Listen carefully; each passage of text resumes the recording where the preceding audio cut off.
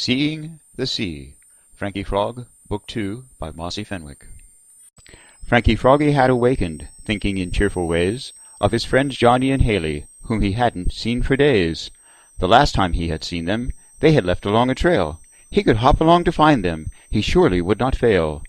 Though Frankie stayed within the bog 8 mornings out of 9, he thought a trip away today would be so very fine. For a frog as quick as Frankie, to decide was soon to do. In an instant he was on the trail, looking for you-know-who. But Frankie did not notice that his friend Chuck was beside. One thing that a chameleon knows is how to really hide. Although frogs are good at hopping, they seldom go too far. Frankie's legs began to tire when, ahead, he saw a car.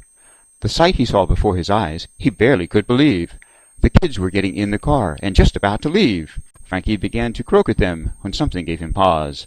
A furry beast with lolling tongue and 4 big floppy paws. Frank had never seen a puppy. It gave his heart a skip. He decided to be silent and sneak aboard the trip. He waited for a moment when no one looked his way, then hopped into an open door and quickly stowed away. Frankie found a snuggly corner, a perfect place to hide, and settled down for a quiet, cunning, covert car ride. The soothing motion of the car, when it began to go, sent tired Frankie fast asleep, breathing deep and slow.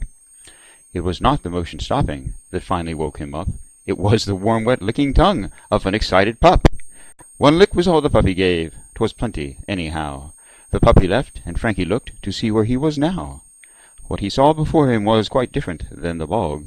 Big, bright blue water, lots of sand, and not another frog.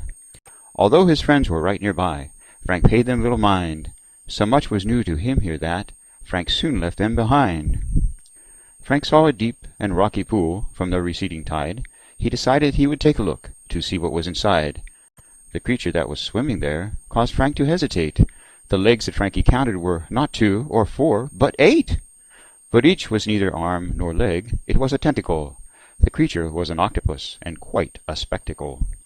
The creature reached to shake his hand, because she was quite nice, then stretched another tentacle to shake not once, but twice. Frank shook the offered tentacles by reaching out quite quick. Then came a third, and then a fourth. Which one was he to pick? As fast as he could shake one, another came to hand.